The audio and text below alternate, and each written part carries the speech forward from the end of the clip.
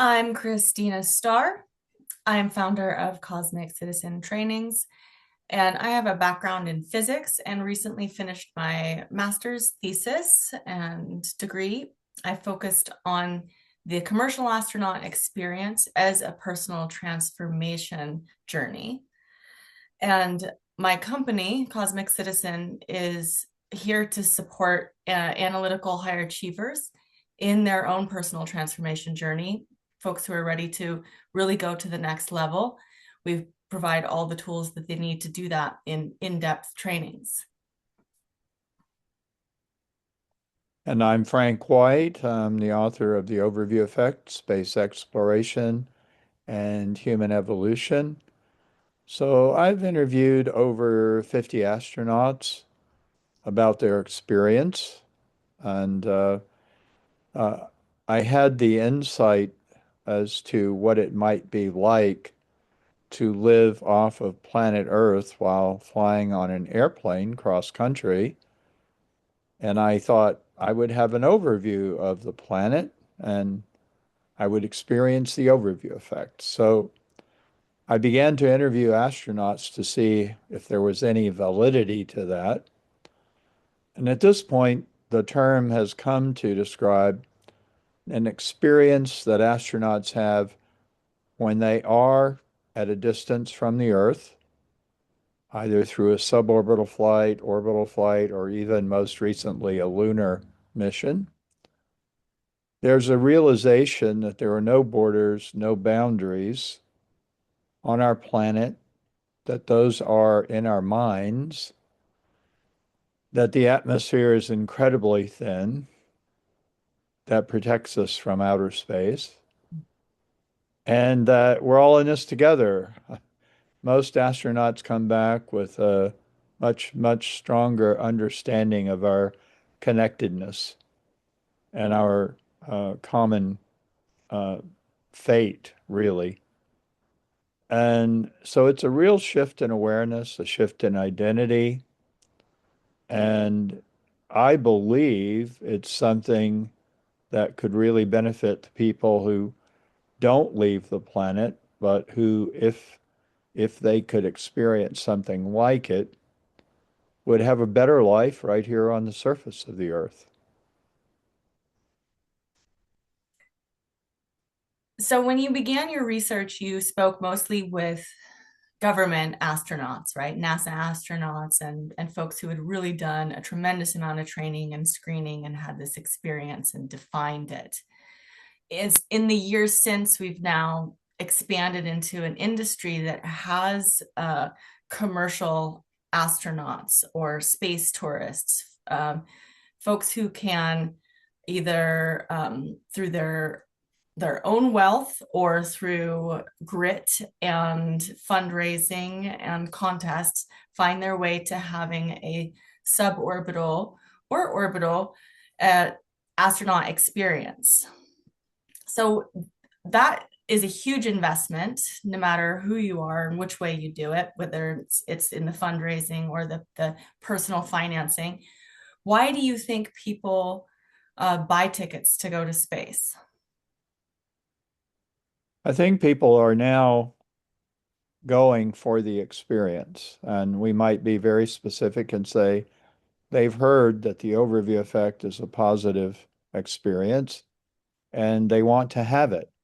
Um, and that's an interesting shift because obviously, for 25 years, from Yuri Gagarin's flight till my book coming out, there wasn't a term for it. And then for a long time after that, you could only have the experience if you were a government employee, essentially, an astronaut. And now there's a big change since 2021. The only barrier is to have the money by one means or another. And I believe that people are buying tickets, even though it is still quite expensive, because of two things. One is many of the commercial astronauts always wanted to be an astronaut. Mhm. Some of them that I know actually applied to NASA more than once. They didn't make it. So for many people, it's a lifelong ambition. This is a new opportunity. Mhm. Okay. That actually is transcendent beyond wanting to have the overview effect experience. They just, it's something they always wanted. Many others are going because they have read my book, they have heard rumors that it's really significant and meaningful, and they want to go and they want to see the Earth from a distance. Mhm. I suppose the analogy is, before Notre Dame was almost destroyed by fire, you've heard Notre Dame Cathedral is beautiful, it's incredible, it's amazing, and you can look at pictures, you can hear about it, but you want to go and you want to have the direct experience. So I think that's mostly it. But I would also just add one caveat. Something like, I don't know, 133 people have gone under the commercial astronaut banner, if you will. Mhm. They're all individuals. So I'm sure the motivation varies for each one. Mhm. Right. And in my research, I found that there were plenty of people who were unfamiliar with the overview effect, but they were still going for the actual experience, right? For the psychological and personal growth experience. Hmm. And in my research, I also really looked into how the companies like Blue Origin and Virgin Galactic were marketing to people. What was the message that they were selling? What was the value Hmm. proposition that they were trying to infer upon their customers? And it had a lot to do with personal transformation. It was like, this is the view, this is the experience that changes your Hmm. life. It changes who you are, it changes your perspective on Earth. They pull quotes from other astronauts that have to do with the overview effect. Sometimes they mention it by name, right? But it's all circling around really selling a transformative experience, saying this isn't just an adventure, this Right. is a life-changing experience.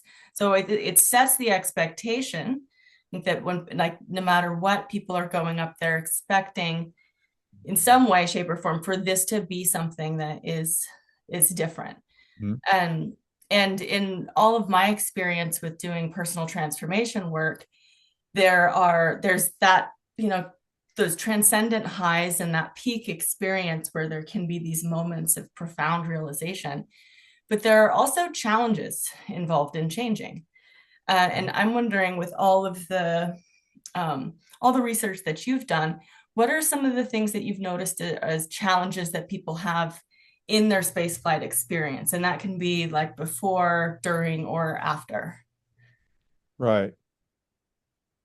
One of the interesting aspects that you and I have discussed before, if we go back to the professional astronaut experience, one of the challenges is how do you become a professional astronaut? It's hard. One of the people I interviewed for my book, I believe he applied 8 times till he succeeded.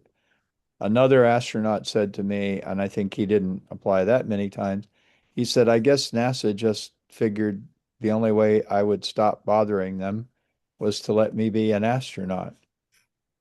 That's a bit of a that's a bit of a challenge is to find out how serious are you and can you deal with rejection? Because actually thousands of people apply. If we're just talking about NASA, a very small number are chosen. So one of the challenges is, are you willing to put yourself out there and be rejected? So that's one thing. When you come to the commercial astronaut world, the the barrier is not being sort of a superhuman person, which is kind of the image that we have of the professional astronaut. It's really financial. And so the challenge is actually rather similar. If you have the money, are you willing to use it for that purpose? Many, many wealthy people have families. They can't just spend $600,000 or $1 million or whatever the price is today without thinking about it. For others, it's really how do you save up? I know people who've mortgaged their home. I know people who've been very frugal for many years and they came up with the money. Uh, there are a lot of challenges in terms of getting there. And then there is the aftermath. Um, there there is the challenge for the commercial astronaut. What do you do now? How do you bring this experience to your everyday life? And as you and I know, there hasn't been much work done on how to help the commercial astronauts with that. Again, I don't know much about other space agencies, but NASA is very clear. This is your job. You go, you do the job, you come back, you get a pat on the back, and you go back to work, which is usually preparing for another flight. They do have an approach. Um, but the commercial astronauts, they get a week or so of training, then they have, preparation, then they have the experience, however it works out for them. And for many of them, they're on a plane flying home a couple of days later. The integration side of it, which is what we're talking about, is the area that I think for the commercial astronaut needs a lot of attention because, you know, um, for 1 week or so, you're a pretty special person. And then a week later, you're not so special anymore. And that is hard. And I know you've done a lot of work on peak experiences. That's very similar, where you have something that really takes you out of ordinary life, but you always have to come back. Mm-hmm. You can't stay, you can't stay connected to an adrenaline rush constantly. It's not possible. Mm-hmm.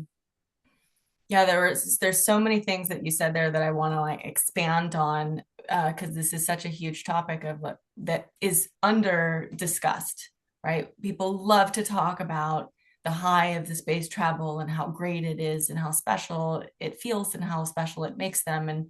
And it's such a massive investment that I feel I highlight in a whole section on my thesis how there's a positivity bias towards talking about only the positive elements of it because of this pressure of the amount of financial investment. Um, for you to say I spent $1 million on this 10-minute experience and I had this actually a lot of challenges emotionally leading up to it and afterwards. It's harder to justify that. But the on the one thing that you said that really stuck out was how do we take this experience and integrate it into everything else in my life? And that's something that as a meditation instructor, you hear constantly. And as a yoga teacher, you hear constantly. You find these moments of deep connection and insight and revelation. Then what? Right? Because that's the thing, they are moments.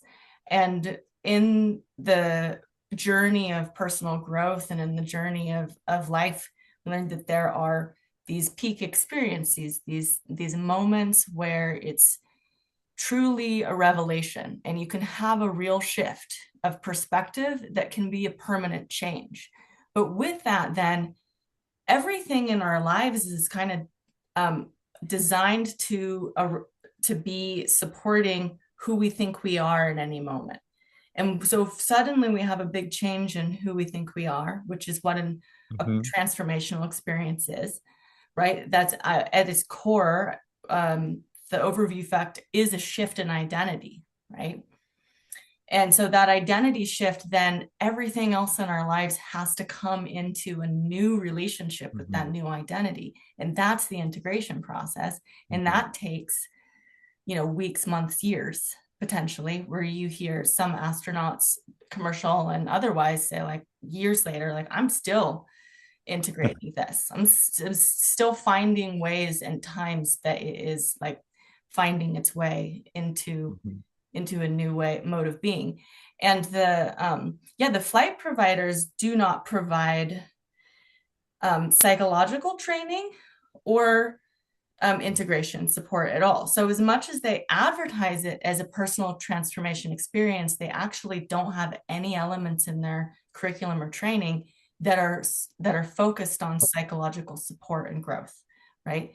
There's enough of a sense of the screening, kind of taking it for granted that it's just something that happens as a mechanism, Right. and that it's all positive and we don't need to be concerned about any challenging elements of it. And then that breeds an environment where people don't necessarily feel like they can be transparent about the challenges that they are having with it, because no matter what identity shifts, they can be exalted and blissful, and then the next moment be confusing and disorienting because something big has changed about who we think we are.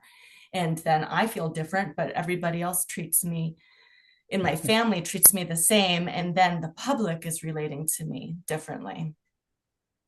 And this is That's a, one other point that I wanted to make on that, which is that something that's super unique as a challenge with the commercial space flight experience is how it's done publicly. So with all of the personal transformation work that I've done through like meditation and Buddhist practices and deep retreats and peak experiences, all of that is done in a very safe personal environment. And by contrast, the commercial astronaut experience is very public, and it's also right in the middle of this like class war where right. people who are choosing to spend their financial resources during a time of economic strife on Hmm. something that is a deep experience for them, but other people who are publicly going to criticize that. And so to have one of the most profound experiences of your life and suddenly be a public figure overnight and have that then be exposing you to a lot of criticism, Yeah. that's a one element that's very intense that would expand upon in my research a lot. And I'm wondering uh, what you have to share about that element too, or any of those challenges or any more, Yeah. because those we just touched on only a few of the challenges that we've run into with people. Going back to the professional astronaut world, I interviewed Mark Garneau, Canadian astronaut, who actually passed away recently, but he said that the actual experience of being an astronaut and going on a mission was not as challenging as all the public activities he had to do afterward. Now, interestingly enough, Mark got used to it. He became a politician and he really got into public life in Canada. So it worked out okay for him. But I do think you're right. One thing is there's an inner shift of identity from me to we for many people. Many people want to make a contribution. They worry about the planet. The experience makes them concerned about the world, and they want to find a way to use the energy for that. Then there's this other factor, which is that you are an astronaut forever now. Um, there's debate. Some people don't feel comfortable with that term. They say, I'm a commercial astronaut. They want to be clear. They are not someone who went through what a professional astronaut went through, but you're still, for the most part, you're treated differently Mhm. afterward. That's not a negative thing. It could be very positive, especially let's say it's something you always wanted to do. It could be a very positive thing for you that you've quote unquote achieved your goal. Mhm. But for some people, it may not be. And you brought up something else, which is without preparation, some people might be surprised that there's a element of the public that resents what they did. Uh, Mhm. and will let you know because the internet provides a forum for that. So it is important to be prepared for the fact that not everybody thinks what you did was terrific. And this is another aspect of integration. But in a way, it's an aspect of preparation, getting yourself ready for that.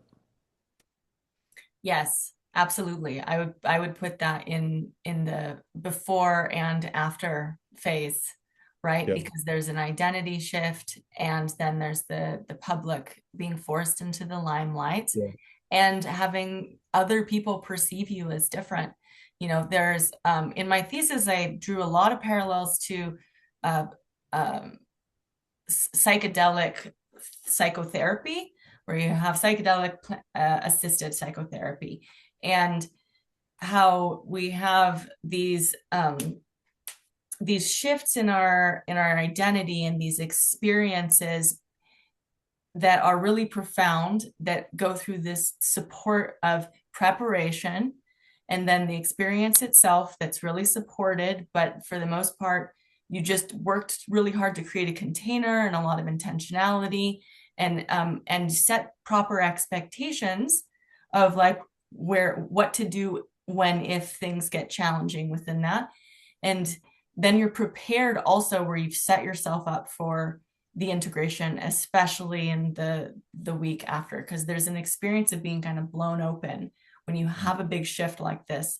And they talk to the astronauts, right? They explain something similar, like this 10 Mhm. minute experience is this um, very quick opening that happens, and then you're kind of blown open emotionally, have a really new perspective, and you don't want to have to protect yourself at that moment from people. Right. You want to be really clear on what your next steps are going to be and what that's going to be to support your journey to be safe.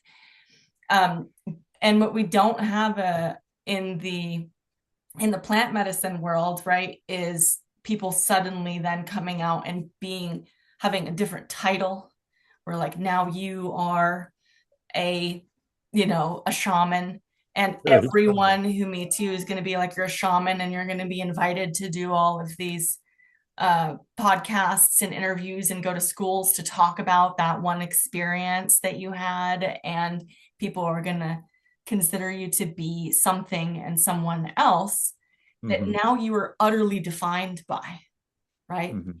This is just such a unique part of the commercial astronaut experience. Right. And um and I feel like we could talk about the challenges right, for a long time, and because they're under discussed. But Right. let's talk a little bit about a couple, just highlighting some of the other things that people go through for challenges for integration period. Right. Right.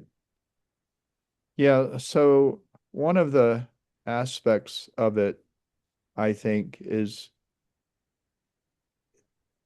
how shall I put this? I think it's physical in a way. Um, I think that the preparation, it it really creates a heightened sense of something's going to happen. It's going to be something big, and even though with the commercial astronauts experience as it's been defined, you don't have a ton of training, but you do go outside of your everyday life. Mhm.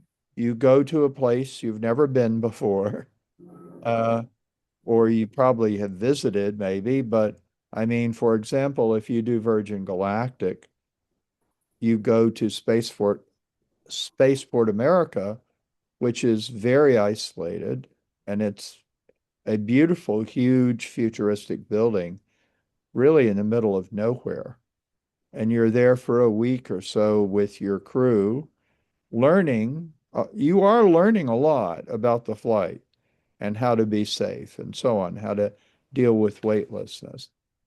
And you're very special. Blue Origin has paused for the moment, but similarly, they were launching out of West Texas. Again, an isolated area. You're there for a while with the people you're going to fly with. There's a lot of expectation, and I think I would call it's a form of eustress, which is positive stress, getting ready for something very special. Um, and then, you know, when you complete the flight and you come back, I think physically you begin to let down a little bit. Not in a bad way, but your body begins to relax. And we should also mention it may not be top of mind, but it's still risky. You do have to, at some point, somewhere in your mind, you have to realize you're getting into a spaceship or on top of a rocket, and you, so far so good, but you don't really know for sure what the outcome is going to be. So that's important. Every professional astronaut has to go through that as well. One of the simple pieces of advice I've heard from commercial astronauts is I wish I had taken a week off afterward. Um, I think as we counsel commercial astronauts, that's a very simple thing to say, don't fly back on Saturday and go to work on Monday, really. Um, Take a week off. If you have to get time off from your job, take 2 weeks. One to go and do the flight, one week to integrate it, get back into your family life and so on. So, and then there's one last thing I would say. I'd like to give credit to Space for Humanity, which has realized as a nonprofit and which chooses people to fly, they really make a point that you're going to experience something special. You should plan in advance how you're going to use this experience to help other people. What are you going to do with it? Are you going to go talk to schools? Are you going to, I don't know, get involved with some sort of project that you've always wanted to be involved in? It doesn't hurt to have a plan for how you're going to not just take it in, but share it with others. Mhm. Yeah, Space for Humanity is definitely a trailblazer in kind of being the first to really acknowledge that we could use more training up front, but also integration. That integration is a key part of their training. And at this point, they've only had a few astronauts that they've brought through their program, and they don't provide it for it's not like available publicly for other people who want to go through the program. But having them while they're integrating revise and work through how these insights and this new shift they've had is going to inform how they show up in the world. Mm. And I love the term that they coined, which is the ripple effect of the overview effect, right? Right. It's like recognizing that each individual, when they have a profound shift in awareness and perspective, everything they do from there on out actually changes. And that then has this potential for this ripple effect to move through. And they, work to choose people. Part of their mission is to help people with their social platforms, right, Mhm. with their soapbox so that they can Mhm. extend their message, that they can really have a wider audience to receive that positive impact. So yeah, Space for Humanity is doing such good work, and I know that you're also, part of that. You are a part of so many projects and so many things, right? Where it just going to two Yuri's nights this year, and being on however many boards and panels, and always got some projects in the works. So with this, it's so special to me that you and I get to work together on cosmic citizen trainings. And what why are you invested Mhm. in doing this work with creating trainings for commercial So astronauts? back in the 1980s, when I first started working on this, and it was a hypothesis, I didn't know if I was right that this was a transformational experience. I had to start talking to people, as you've now done. I had to start interviewing people because I wanted to take a scientific approach. I have a hypothesis. My interviews are my data. At that time, it's hard to get back to that time and realize I didn't know what people were going to say. And it was it was wonderful that they basically said, "Yes, I know what you're talking about." I also very early on realized that the benefit was not just to individual astronauts. Tracy Caldwell Dyson, professional astronaut, said to me, "You don't go to space for yourself." The astronauts I interviewed wanted to tell their story. They felt they had something profound to tell people that people wanted to hear or deserved to hear. So the change of the shift in society through hearing about and understanding the overview effect is the payoff, actually, the ripple effect. And we call it bringing the overview effect down to earth. One of the things I like to say about the overview effect is that it's the truth. The astronauts experience the truth. They see, and you can see it behind me. We do not live on a stable platform with the heavens rotating above us. We live on an organic spaceship. It's moving at a high rate of speed through a large, essentially infinite universe. And there's nothing nearby that can support us. This is it for us. And we don't behave that way. I mean, the behavior that we have on the surface contradicts the truth. And that's what really motivates me to do it. And it's kind of like if people have ever heard of Plato's cave, uh, it hold on. I have a guide dog here. Uh, can you hear her? No? Okay. I'll keep going. I have a little dog who thinks she's guarding the house. Um, but in Plato's cave, Plato imagines that everyone lives in a cave. They're chained to the floor. They're looking at a wall. There's a fire which casts shadows on the wall. People look at that. They interpret what they see. They think it's reality. One of the people breaks free, goes out of the cave into the world, sees the sun, sees the earth. That person comes back and attempts to tell people they're not living in a reality.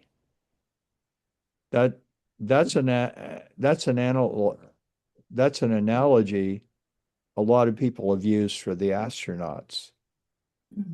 They see the truth of our situation, they come back, they do their best to tell us what they've seen. And it's really vitally important that we understand it because our behavior as a society, as a global society, is not consistent with our situation. Right.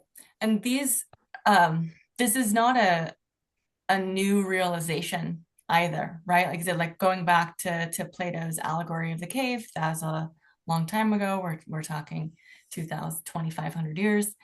And similarly, Buddhist and yogic teachings are along the same lines, saying there's mind created suffering, and that the root of suffering in this world is from um, ignorance of the reality of it, really from believing that it's one way that it's not.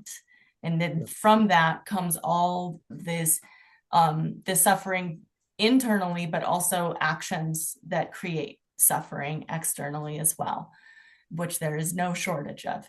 So to a Mhm. certain extent, this human condition, and so is waking up out of it, Mhm. right? So one of the reasons why I kind of spun back around to work with the astronaut population is because I've been working with people on a personal development and awakening journey for the last 15 years. And the traditions of Buddhism and yoga have all kinds of supports for helping people prepare for these awakening experiences and integrate them into daily life and into a new identity. Because ultimately, those traditions describe the awakening process as a shift of identity Mhm. from what we are not, thinking that we are things that we are not, into the truth of who we are. And when I learned about the overview effect and really started digging in, all these incredible quotes from NASA astronauts that you've compiled over the years, there's nothing that I had read or that I hadn't heard someone say after a meditation retreat, or I hadn't read about or experienced myself in these insights, right? So the overview effect is in some ways like sometimes I describe it as like a manual wake up switch where people have this profound experience. And that's also why I think that there's a lot of overlap in application with plant medicines too, as people have these insights and awakening experiences on plant medicines. And then so we can take this same set of tools and apply it. And the unity awakening, right? The realization that we are one, that there is no real separation, that we're all in this together, and the actual felt sense of togetherness, of being related to everyone on earth, of the unnecessariness of all of the suffering, of all of this, the fake boundaries and the fake separation that we make, and how needless that is and how much suffering it creates. Just so many of these things are you can't tell if I'm quoting the astronauts um, or people who come out of meditation, Mhm. right? Very These, true. I mean, I mhm, think it's also true. When I first started doing this work, I was also very deep into personal growth work at the time, very much involved in personal transformation work. And I think maybe I had a similar insight to yours, which was that the overview effect, the experience of seeing the planet from a distance, had a lot of kinship with these other disciplines. And that's a good thing. That's a good mhm, thing because I think what I think what appeals to a broad public about the overview effect is that it's less about space exploration, which of course I'm in favor of, on that's a completely different level, but it's about the Earth and it's about people on the Earth. It's about individuals. And I think that one of the reasons I wanted to work with you is that I was concerned, and I'm still concerned, that people will buy the ticket and then they'll go and they'll come back and say, nothing happened, you know. But is it because nothing happened or is it because they weren't prepared? And we have a lot of analogies to that. I mean, Paris is a good example. Paris is an amazing, it can be a transformational experience to go to Paris. Uh, if you prepare for it, if you're ready for it, if you think about what you're going to do when you're there, and then you think about integrating it when you come back to America, that might be a better experience than if you just buy a ticket and go to Paris. In fact, I would wager it will be a better experience. So even though what we're talking about is different in many ways, it's also something I think people can relate to that happens all the time. Um, Preparation, participation, integration, it can be meaningful for many, many kinds of peak experiences. Mhm. Absolutely. Yeah.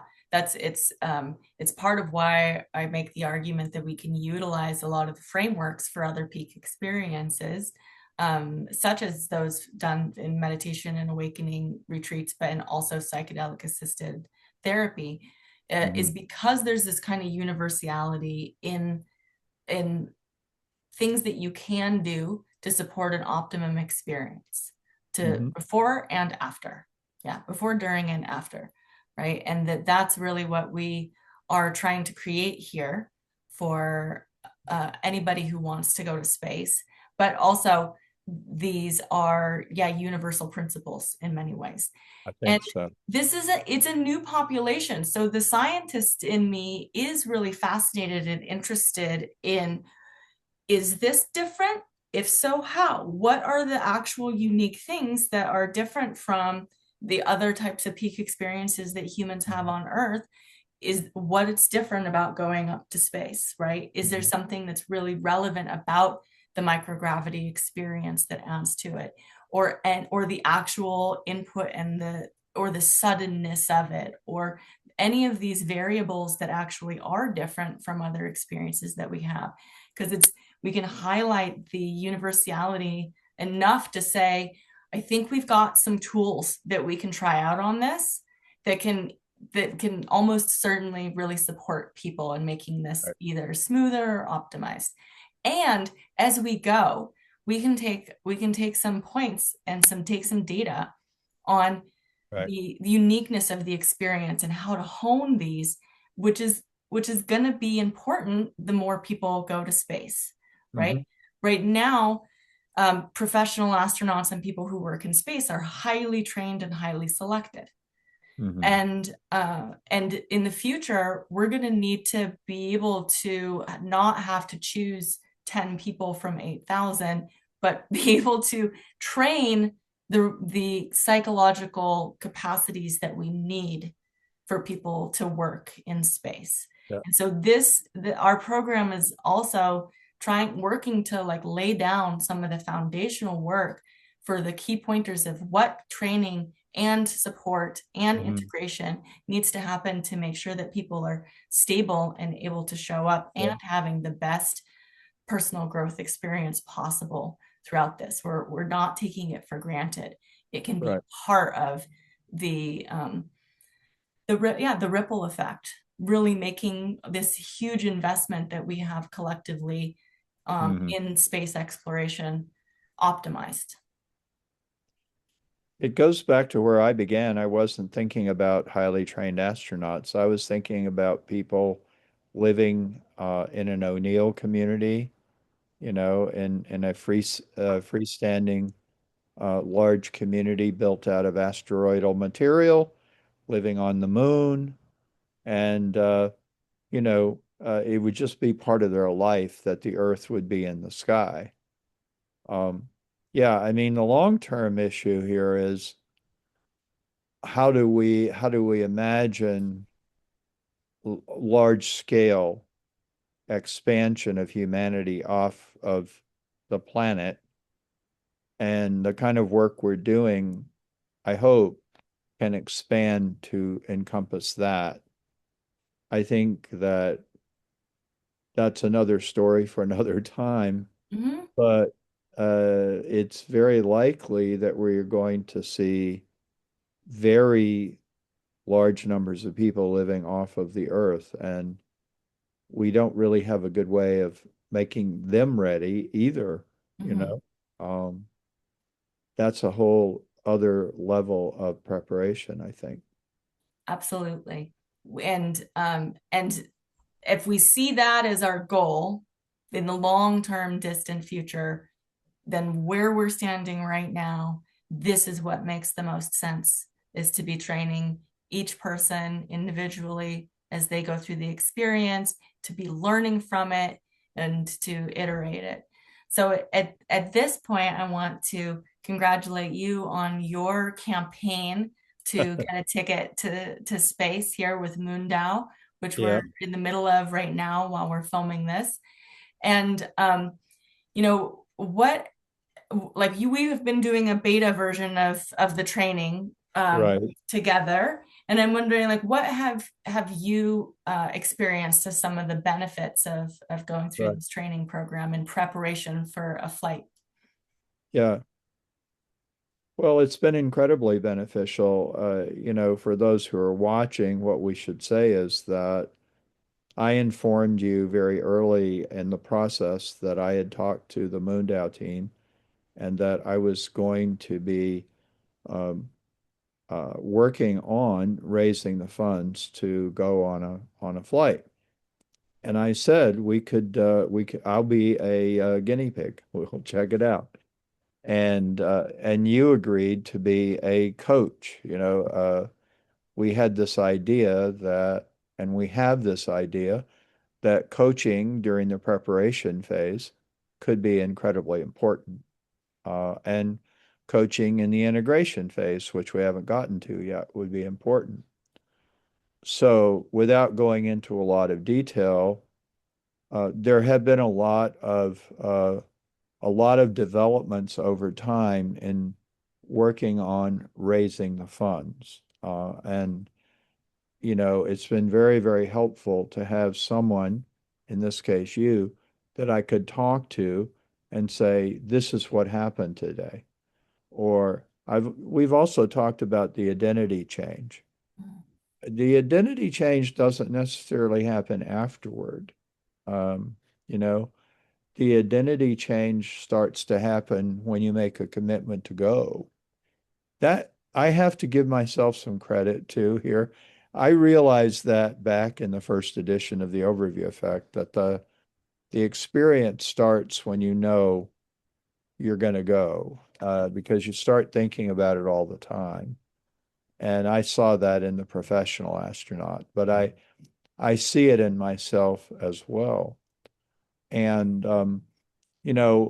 just one example that I would provide is that I had to have minor surgery, and I went to the hospital. I had had a similar surgery a year before, and some of the people who took care of me the year before were taking care of me again. And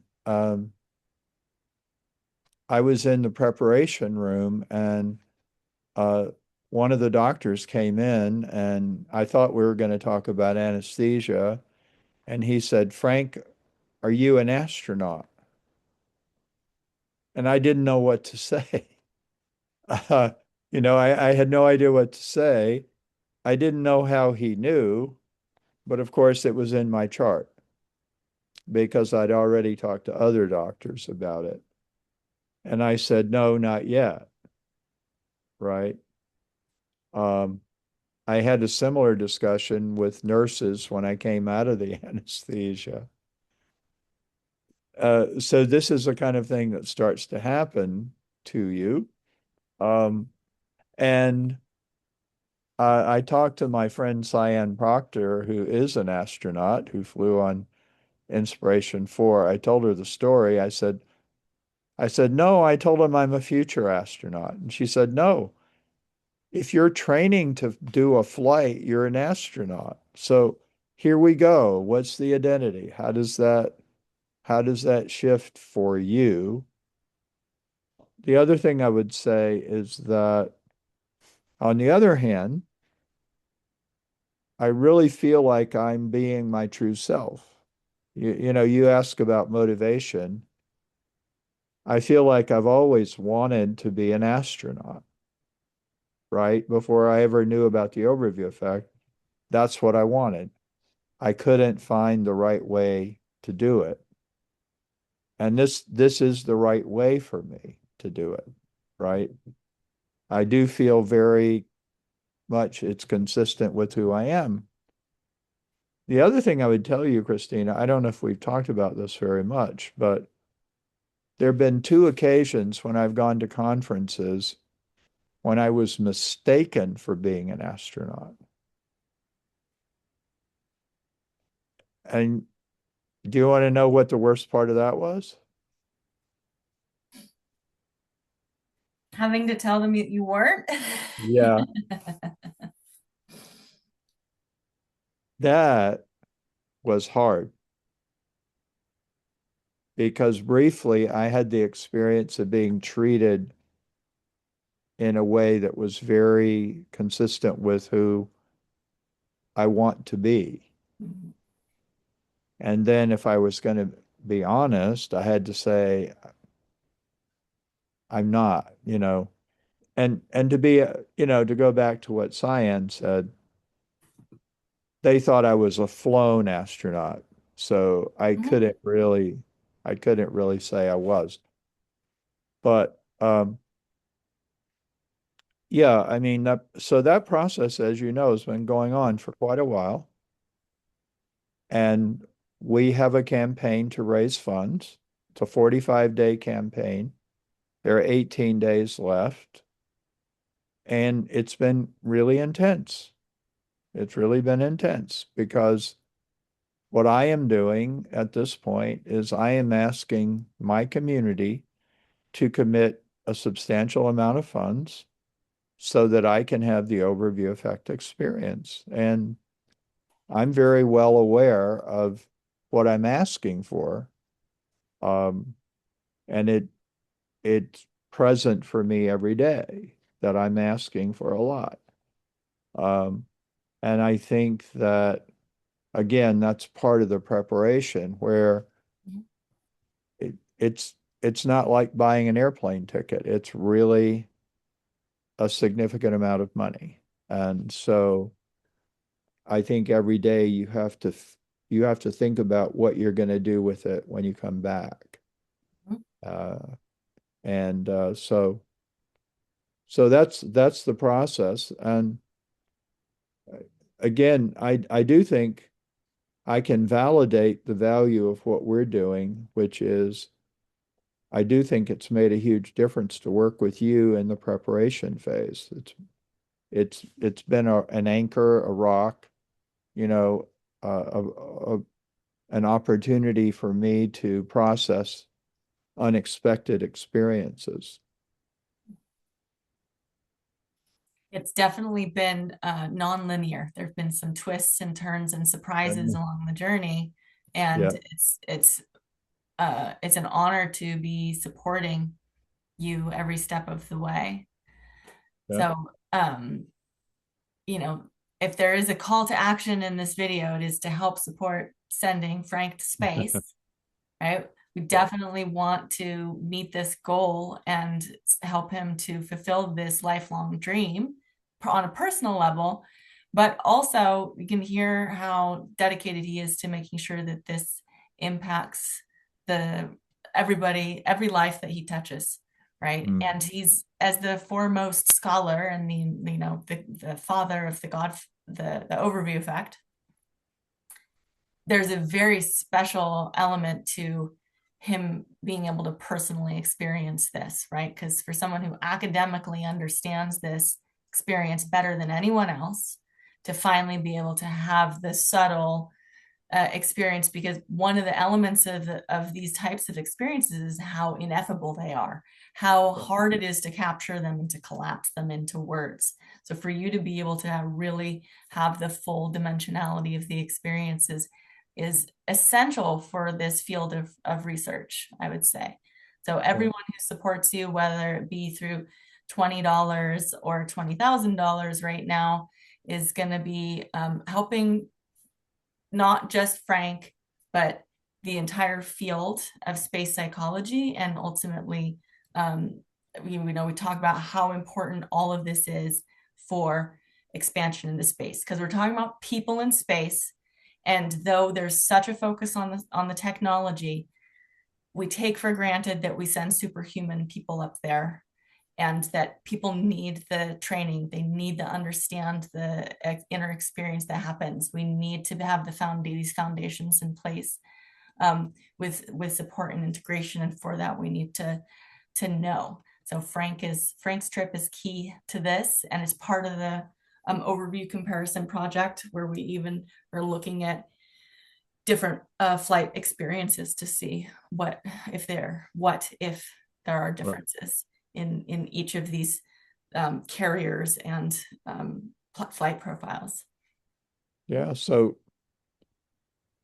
it will help us to help other people, and you're absolutely right. I mean, the one thing everybody who's flown says, it is an experience. And Sandy Magnus said to me that that was her big takeaway from being an astronaut, is that it's a difference between intellectual knowledge and experiential knowledge. And so I have intellectual knowledge, I don't have the experiential knowledge. So that's a large part of why I think this is important to do. Mhm.